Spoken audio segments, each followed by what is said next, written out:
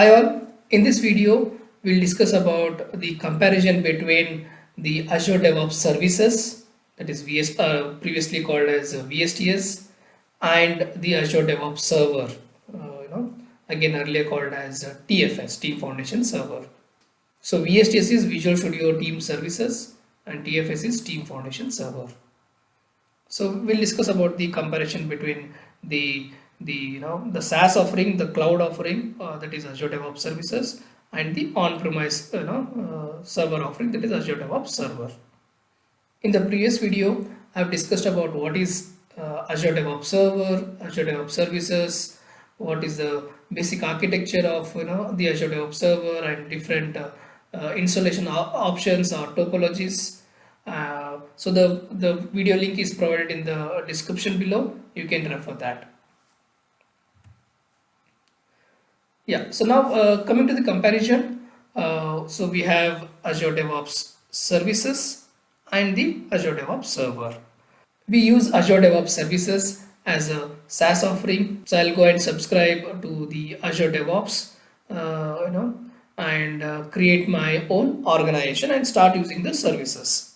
So there's no overhead of installing or commissioning the servers or maintaining the servers, right? Whereas TFS, the Azure DevOps Server, I have to commission the Azure DevOps Server right from the hardware, software, planning, and then there is a regular overhead of maintenance. The next parameter is data location. So while creating a Azure DevOps organization, I can select the supported Azure data centers. So there are a lot of Azure data centers geographically distributed. So I can go and select, okay, I want to create my Azure DevOps organization, and under organization all the team projects, rest of the data will be present, right? So this data resides in what data region. So I can select that and go ahead with. So then all my data will reside in that region. Whereas for TFS, since we are installing the TFS servers, so the control will be with us. So I can go and install the TFS servers either maybe a local Hyper-V VM or on any cloud infrastructure. So my data resides also in those either local Hyper-V VM or a particular Azure data center or any other cloud data center. Next parameter is upgrade and migration, upgrade or migration. So with Azure DevOps Services, since it's again a SaaS application, so as an end user, I don't have to do anything. I have to just use it, and Microsoft will be continuously upgrading to the newer versions. Basically, Microsoft will be introducing new features. They'll be fixing the bugs or hot fixes. So this will be a continuous process. But with TFS or Azure DevOps Server, there will be newer versions released or newer updates released. So I have to plan those migrations or upgrades and install or upgrade with the new versions. Coming to the backup or disaster recovery setup or DR setup, right? So again, since it's a SaaS offering, Microsoft provides a 99.9% SLA. So Microsoft will handle the data part. Whereas coming to TFS or Azure DevOps Server, I need to plan the backup or disaster recovery, right? So I have to regularly take the backup of my TFS data to some shared servers, right? The DB backups basically, then restore those DB backups on a regular basis and validate all the data is present and the TFS works, right? So this has to be done on a standby server. So this is the again overhead if I have to manage this. Then coming to the scalability, yeah. So when we start using, maybe we start with very low numbers, maybe 10 users or 100 users, and the team or the usage may grow, even the data may grow, right? Number of team projects. So the infra, again, we don't have to worry. Microsoft will be handling it. So on the licensing, yes. So based on the usage, I can like buy more licenses, or I can reduce the licenses through subscription again, because it's a subscription based, through Azure subscription. As and when I go and add more, number of users, I have to pay on a monthly basis, and that too it is a pro rata basis. If I reduce the numbers, then my bill will be less.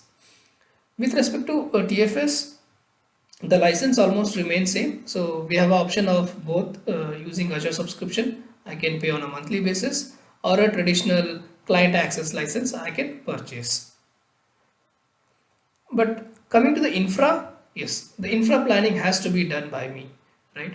Because if my data is increasing or the usage is increasing, then we have to plan the scalability. So again, this we discussed in the last video. So when it comes to scalability, I can have multiple data tiers, and multiple the TFS collections will be stored here, like 200 plus collections on one data tier, which is again a clustered. Then we can scale it to multiple data tiers, clustered SQL servers, right, and multiple app tiers with network load balancing, and a TFS build farm for if you have a lot of build and release pipelines, execution going on, so that we need a lot of build agents, basically the pipeline agents, right? So this infrastructure, we have to set up and scale it or scale down, and manage for TFS. The next parameter is project and team structure. So in Azure DevOps Services, we have one organization, or you can, organization is related to collection as such, and under that organization or collection, we'll have multiple projects, team projects, and under that we'll have teams. Okay. So when it comes to Azure DevOps Server (TFS), so we'll have TFS Server or Azure DevOps Server as the main root thing, and under the TFS server or Azure DevOps Server, I can have multiple collections, and each collections can have multiple projects, and under the projects multiple teams. So this is a difference between Azure DevOps Services and server. Yes, in services I can create multiple organization, but the URL will change. Next, on the new feature timeline or releases. So with the services, the cloud offering, there will be frequent updates. That is, every 3 to 4 weeks there will be new features or bug fixes done. So it is basically automatically upgraded every 3 to 4 weeks. With TFS or Azure DevOps Server, the updates are released every 3 or 4 months, and I have to manually go and upgrade those things. So basically there will be a update 1 or 2 or 3 released, which again we have to go and install and upgrade those things. So there is a planning required here. Coming to the reporting, yes. So here there is no SQL Server reporting services or the warehouse or analysis part as such. So we it's a SaaS offering, so we can create dashboards based on the like Azure boards, that is work items, or based on my Azure repos or build and release pipelines. We can create a lot of charts, widgets, dashboards here. But with TFS, yes, we have both the options. We can either go and create dashboards, and also since the we have control over data, we can create SSRS based reports. Coming to the process template customization or work item customization, TFS has a lot of features. We can customize, we can have rules, conditions. Again, it's XML based, and I can define a process template. Then I can export and import those process templates. Coming to this Azure DevOps Services, compared to TFS, it doesn't have everything available as of now, right?